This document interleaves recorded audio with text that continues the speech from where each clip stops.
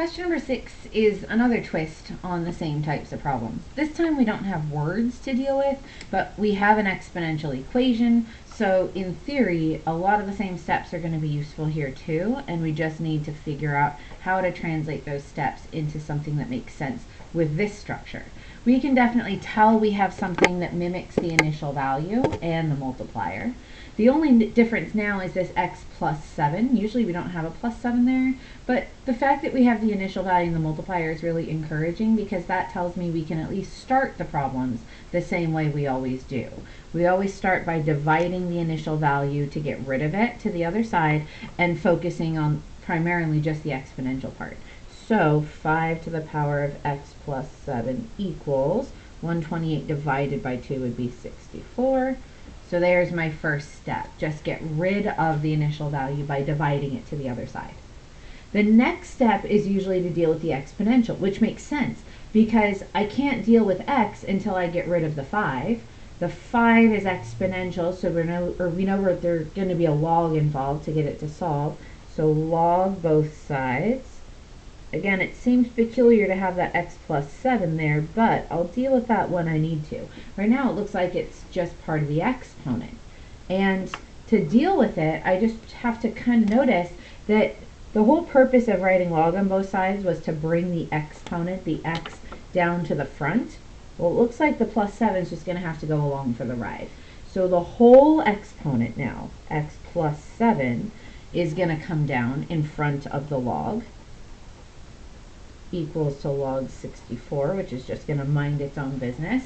And now I'm going to ask myself, okay, wait, algebraically, what's going on here? I need to get x by itself. I need to get rid of the multiplied log. So we always do that part next. Divide both sides to get rid of the log. But when I divide both sides this time, I notice x isn't actually by itself. I mean, it's close. It's almost by itself. But x plus 7 is still not quite done. And I'll still go through the motions on the other side because I know that this is a calculator problem. Log of 64 divided by log of 5 is 2.584.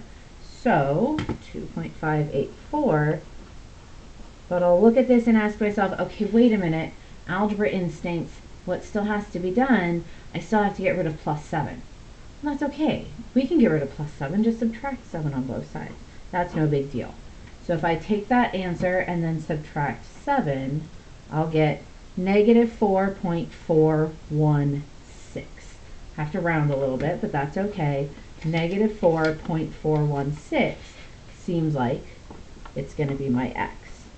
Now that answer doesn't feel quite as right as it did with the contextual questions, probably because I don't have something that I can use for reference, but I can always plug it in and check to make sure that it works in the original question. I have 2 times 5 to the power of, and I'll copy and paste my answer from the calculation, plus 7. And sure enough, 128, that's what I needed. So I know that even though that number doesn't make much sense, it does work in the equation. And hopefully you can think back and say, wait, does it make sense? Does that actually work? Because it does. A negative exponent plus 7 is still going to give you a positive exponent. 5 to the power of roughly 2-ish is going to give you the number you need there, so that times 2 gives you 128. So it does work. It just seemed like a peculiar number because it didn't look like the numbers we got so far. Question number 6b is very similar, so if you want to try it without watching the next video, you definitely can. And if you want to watch the next video just so you have something to use for reference, I'll walk you through that one where you'll find it is much the same.